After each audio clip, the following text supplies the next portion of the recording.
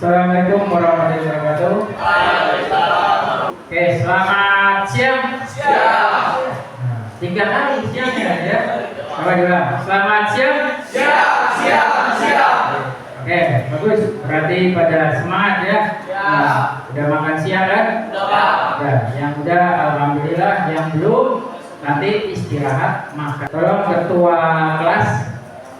Nah, kamu ketua kelasnya ya. Tolong disiapkan ya. Kita berdoa sebelum mulai baca Al-Fatihah ya. Silakan.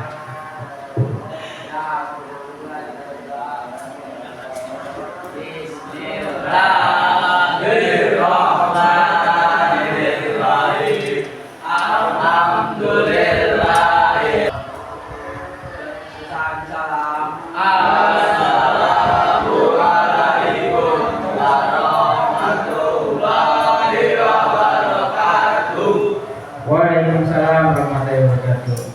Oke, sebelum mulai coba kita cek dulu ya seragam kelengkapannya. Silakan berdiri dulu. Nah, berdiri. Saya berdiri. Oke, yang belakang berdiri. Nah, dicek coba bajunya udah WFA. Nah, celananya sudah hitam. Nah, sepatunya safety ya. Ada. Nah, oke. Kalau sudah silakan duduk. Sekarang saya mau absen dulu ya. Ketua kelas yang tidak masuk kali ini ada berapa orang? 6. Ada 6. Banyak benar. Ya. Yang berikutnya Bapak mau tanya, minggu lalu kita sudah belajar apa aja? Ada ingat?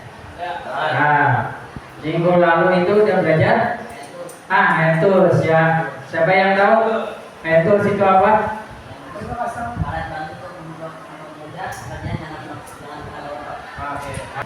Ya, sekarang kita mau belajar tentang jangka sorong ya. Jangka sorong. Sebelum dibuka jangka sorongnya, ada yang pernah dengar jangka sorong itu apa? Mungkin ada yang tahu? Wah ya, angkat tangan dulu lah. Saya Pak gitu. Oke, ya silakan. Alat untuk mengukur diameter atau milimeter. Oh iya, silakan.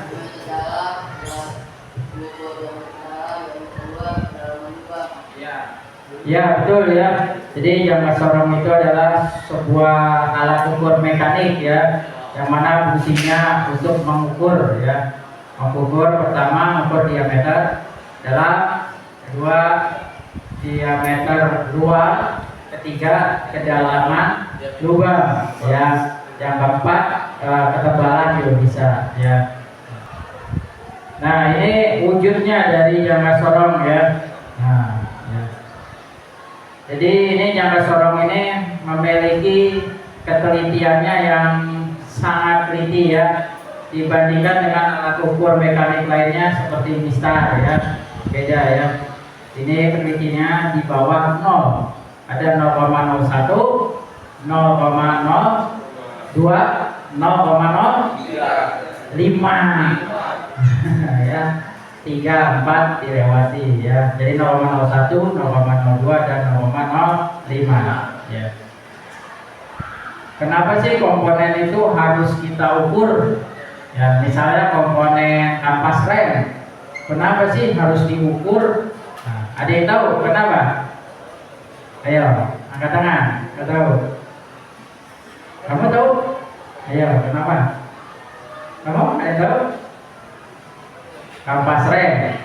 Kenapa harus diukur? Nah, kampas rem itu kan ada limitnya ya, batas pemakaiannya. Di bawah 1 mm itu sudah tidak boleh ya, harus diganti ya. Kenapa harus diukur? Kenapa? Agar kita mengetahui ya, apakah kampas rem itu masih layak atau sudah sampai batas yang dianjurkan ya. Kalau sudah nyampe batasnya melebihi dari 1 mm, di bawah 1 mm Nah, berarti jangka sorongnya. Kampas remnya harus diganti. Kalau nggak diganti apa akibatnya? Nah, fungsi dari sistem remnya tidak berfungsi ya. Akibatnya akan terjadi kecelakaan. Ya, remnya belum kecelakaan atau juga bisa remnya macet ya karena masuknya debu kotoran ya sehingga macet sistemnya. Oke, dilihat di slide.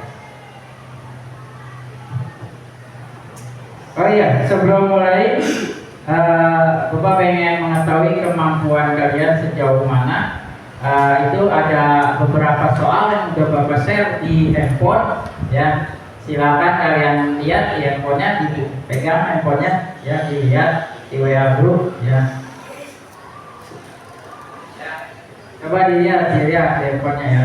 Ada materi dibaca-baca dulu. Nah, terus kalian ada pertanyaan dijawab dulu ya. Nah, lalu dikirim nanti. Oke. Ya, ternyata udah ngumpulin semuanya bagus. Hasilnya bagus ya. Nanti kita coba deh.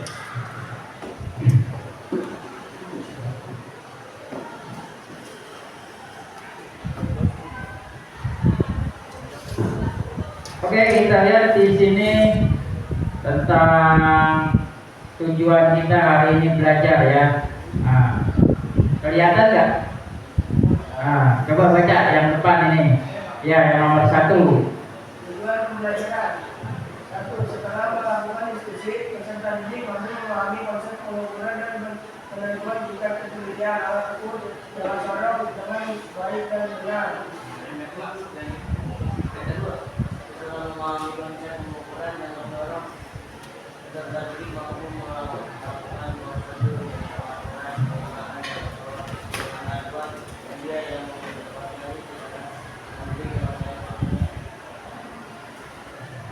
Oke, ya jadi tujuan kita belajar jangka sorong hari ini yang pertama ya, setelah melakukan peserta didik mampu membaca atau menggunakan alat ukur tersebut ya dengan ketelitian 0,05 ya dengan baik dan benar ya. Tujuan yang kedua, setelah mempelajari jangka sorong hari ini diharapkan peserta didik bisa tahu komponen dan tahu fungsi dari jangka sorong ya. Itu. Ini ya jangka sorong. Tadi fungsinya yaitu buat ukur ya. Nah, jangka sorong ternyata dibagi jadi 3 berdasarkan dari skalanya ya.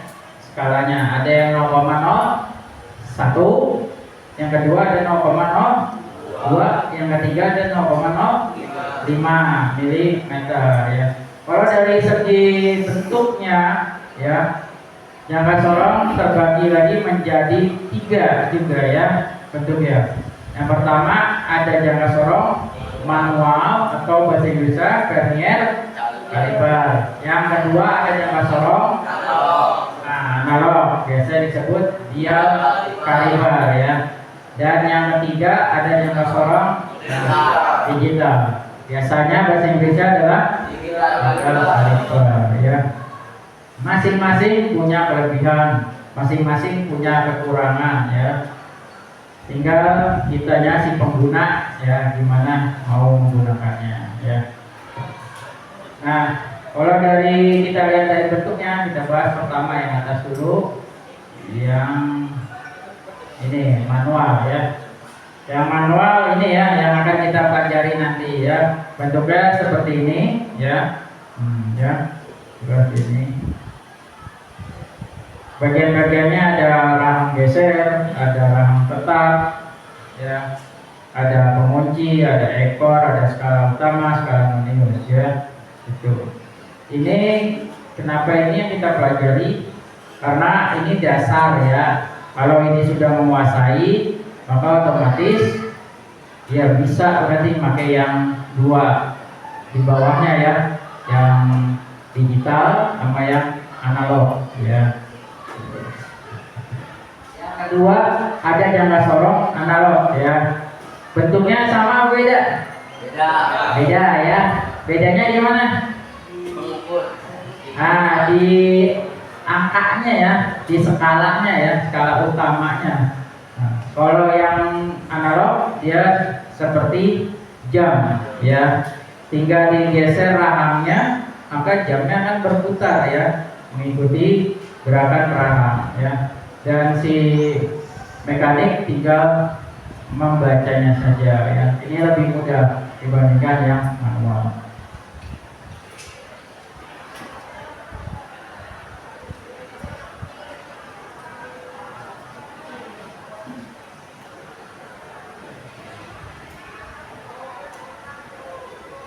Kejauhan artinya.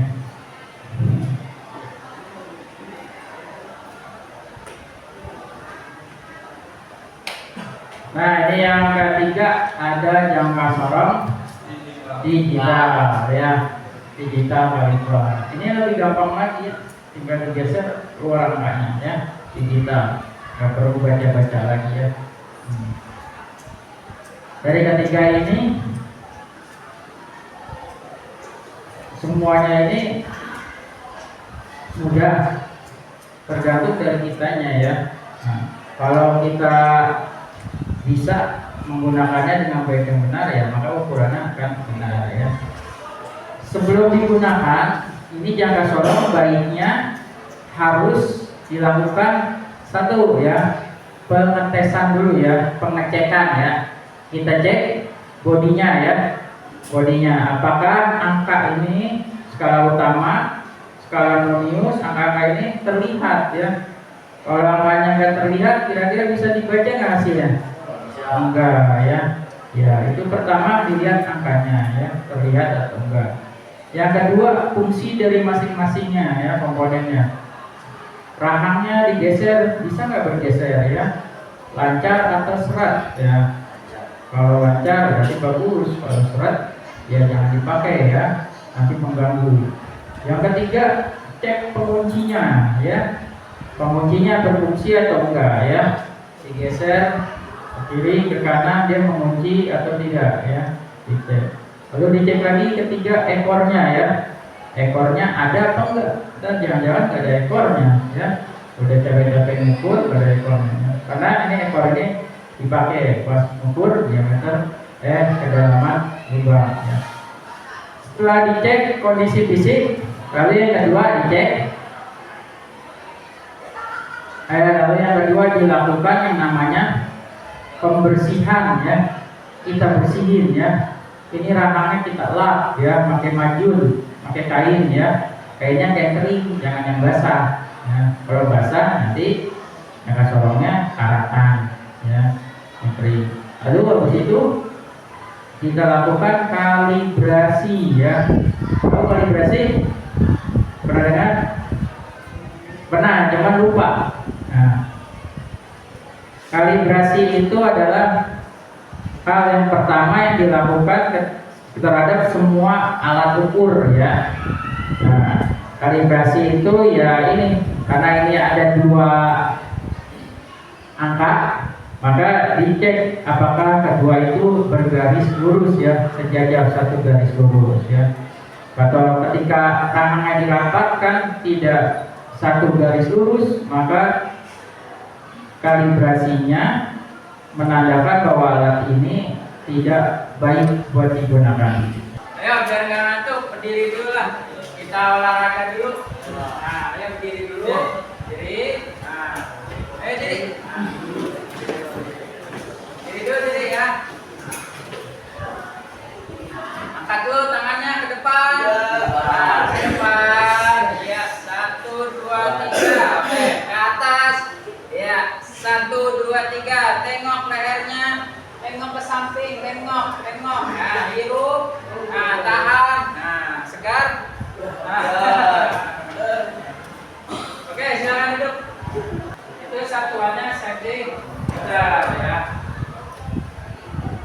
Lalu yang rahang geser. Nah, yang bisa bergeser ya, itu namanya skala. Satuannya milimeter ya. Itu buat yang di belakang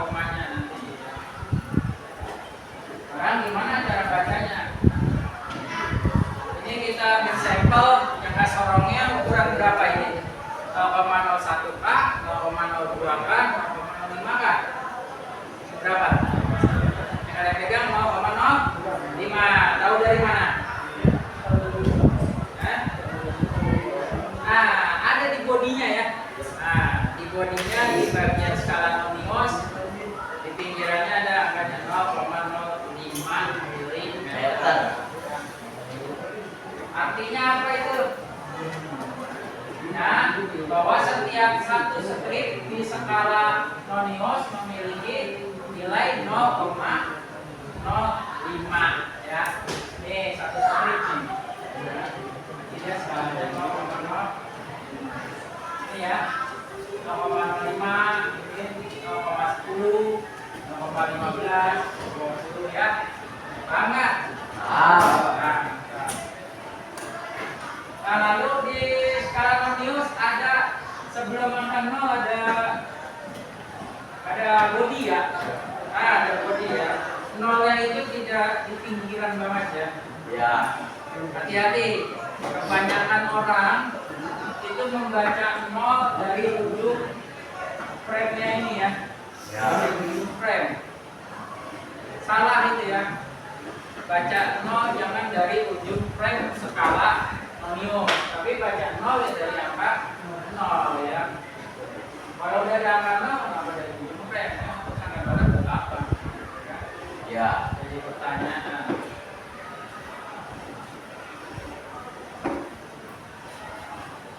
Nah, ini ada contoh kasus ya. Di sini jawaban akhirnya adalah 4,74 cm ya. Dapatnya dari mana? Nah, ini ya dibaca. Mula-mula perhatikan skala Mohnius yang berhimpit dengan salah satu skala utama. Hitunglah berapa skala hingga ke angka 0 pada gambar. Oke. Sini skala Mohnius yang berhimpit dengan skala utama adalah 4 ya. 4 itu maksudnya ini ya. 4. Yang tadi merah ya. Ya. Titik-titik merah macam malaria ya. Terus selanjutnya perhatikan skala utamanya menunjukkan angka 4,7 ya.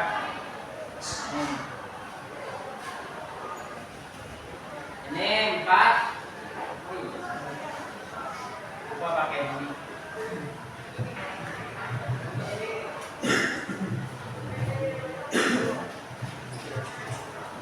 Ini angka 4,7 dapatnya dari mana? Dari ini ada angka 4 ya.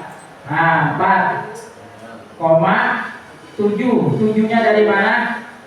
Ini ya, jumlah dari strip yang menunjukkan sampai ke batas 0 di skala Mohnius ya. Coba kita hitung yuk. 1 2, 3, 4, 5, 6, 7. Iya, 7 ya. Jadi udah ketahuan jawabannya 4,7 dapat dari sini ya. 4, 7-nya dari jumlah strip ini 4,7. Tambah 0,4 ya. 4 ini dapatnya dari ini ya, strip ini ya. Nah, ini yang berhimpit ya. Nah. Kalau ada banyak, ada misalnya angka 4 sejajar, angka 6 sejajar, angka 7 sejajar. Yang dipakai angka mana?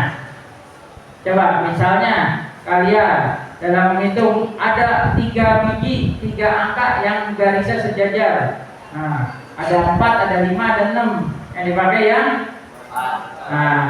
yang mendekati angka 0 ya. Yang mendekati angka 0 ya, maka yang dipakai mendekati angka 0 yaitu angka 4. Catat 50 yang ada. Wah, itu pintar ya. Lama-lama.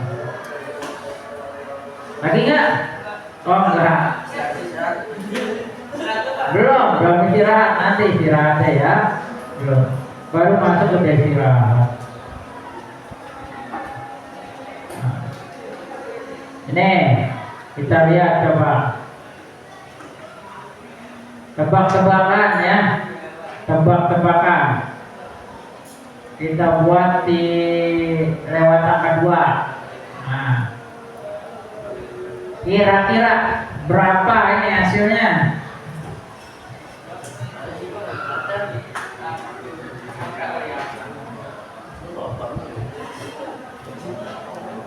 Pertama kita taruh angka berapa dulu? 0,60. Wow, Sobat luar biasa. Berarti oh iya, ini akan nol kita abaikan ya. Ini nol ya. Ini sebenarnya karena digital, jadi di sininya bengkok ya. Hanya sejajar di sini ya. Kalau di milimeternya jadi berapa? 6. Hah? 60. Salah, bukan.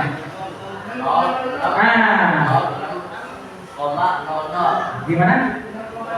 Nah, 6,00 ya. Itu milimeter ya. Kan komanya pindah ke belakang. Nah, jangan lupa itu kalau mudah. Sepele ya. Oke, sepertinya sudah lumayan nih, paham sedikit-sedikit ya. Nah, sekarang kita coba membuat kelompok ya. Silakan kalian buat kelompok belajar ya. Terdiri dari satu kelompok berarti 4 ya, 4 orang ya. Silakan bangkunya digabungkan atau kamu muter ke belakang ya. Nah, bang kursinya diputar ke belakang. Nah, ya kursinya putar ke belakang.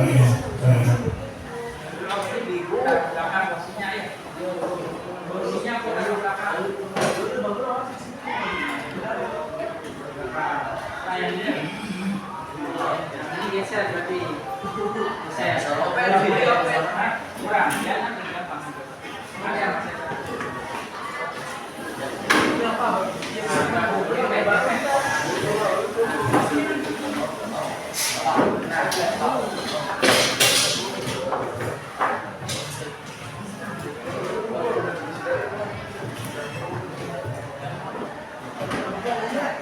Ini sudah ada yang sorongnya.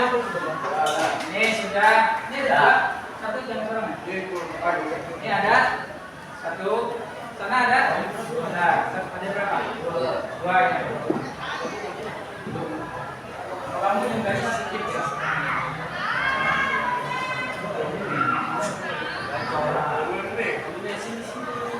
Ini yang sorongnya. Ya.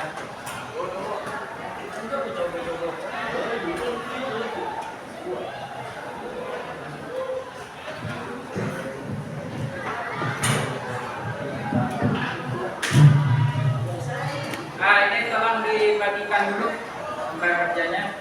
Nah, tolong dibagikan teman-teman. Satu orang satu ya.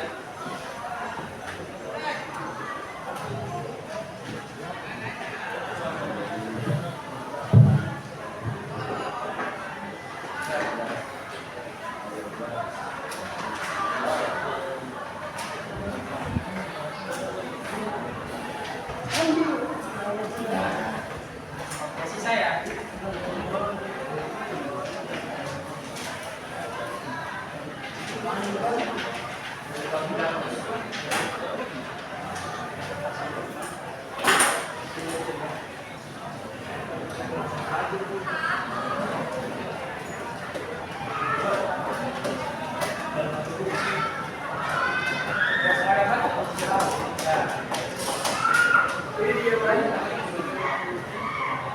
Ya, lembar kerjanya silakan dimain dulu ya. Main dulu. Oh, boleh. Oh iya. Panjang tulisnya. Ya. Ya, kasih nomor 1. Terus sebelahnya kalian bikin tabel ya. Isinya ada nomor, ada benda yang diukur. Ya, nomor, benda diukur, terus hasil. Ya. Jadi 3 kotak ya. Nomor, benda yang diukur, hasil ya. Nah, kamu ukur apa? Nah, ketebalan itu coba gimana tadi? Bukan, depan begitu. Nah, itu namanya lebar. Dikodik Good. Silakan. Berapa? 4,1,6.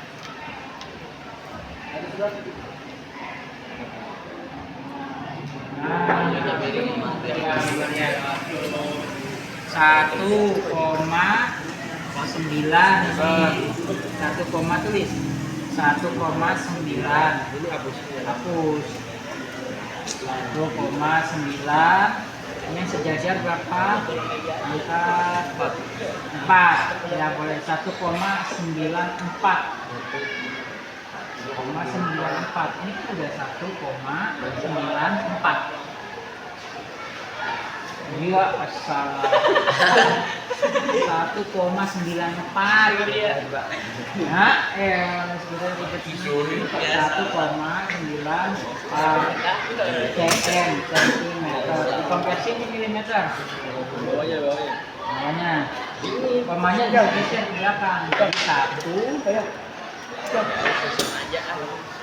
nah milimeter ya bagus. Sekarang yang berikutnya benda yang berikutnya ini kamu ya apa sekarang silakan kamu apa kiri coba gimana coba ya yang bergesekannya yang mana bearing ini dalam diameter bearing bukan diameter dalam pakai yang ini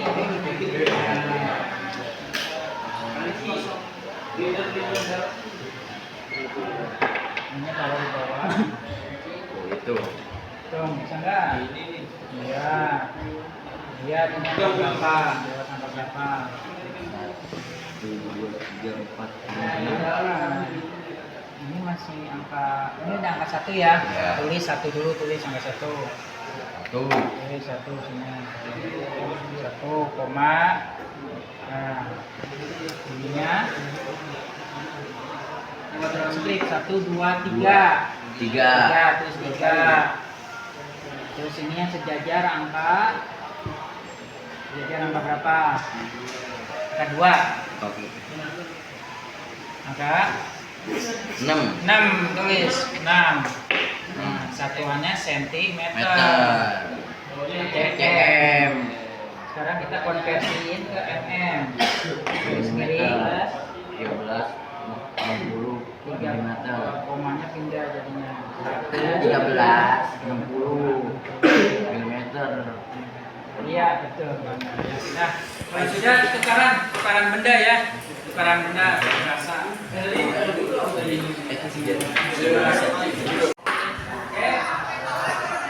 Oke. Sudah ya. Nah, sekarang kamu ambilin benda. Coba sorongnya. Masukin lagi ke dalam kotak ya. Jadi coba sorong.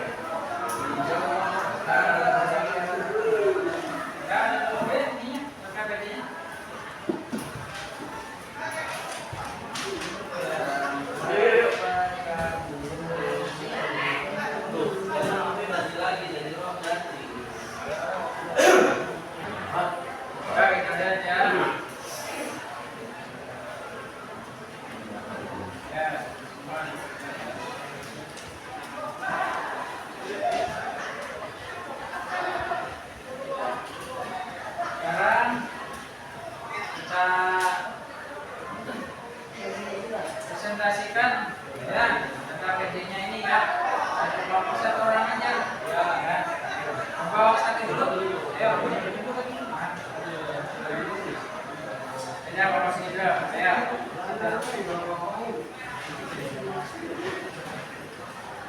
Yang dulu Pak. Dari lagi.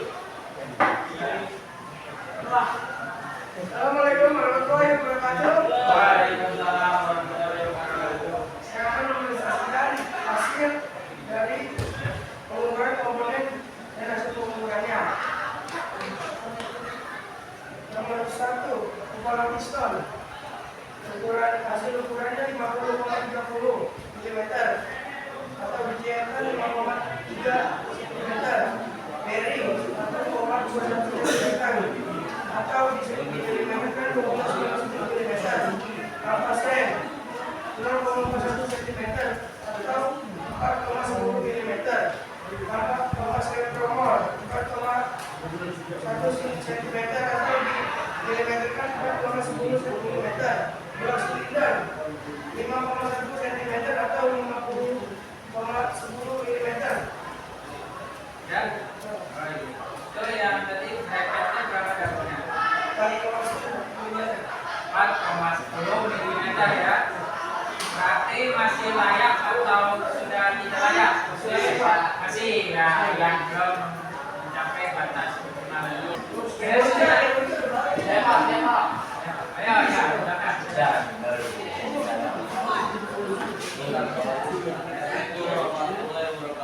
Waalaikumsalam warahmatullahi wabarakatuh. Kasihkan nama komponen dan hasil pengukuran. Kepala piston 50,30 mm. Dapurnya di bawah 1 ya? 0, berapa? 0,41 mm. Harus diganti atau enggak tuh? 0,41 mm. Nah, harus diganti ya, karena batas minimal kan 1. Ya, oke.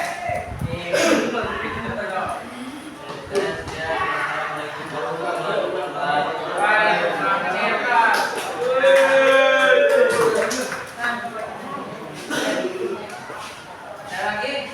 1, 2, 3, 4. Nah, ya. Sekarang kita evaluasi penutup dari pelajaran hari ini. Sampai yang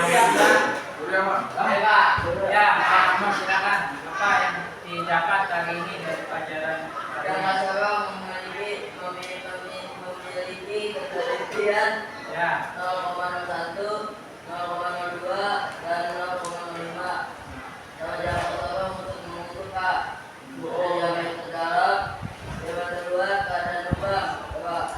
ya, ada lagi?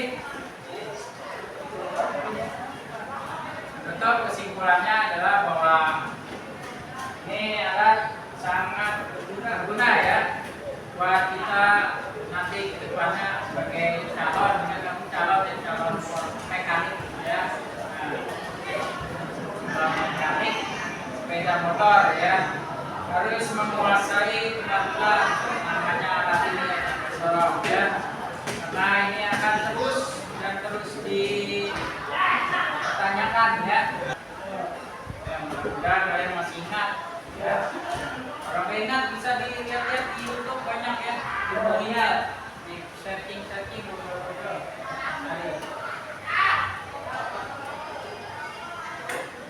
Oke, Pak kelas silakan pimpin doa.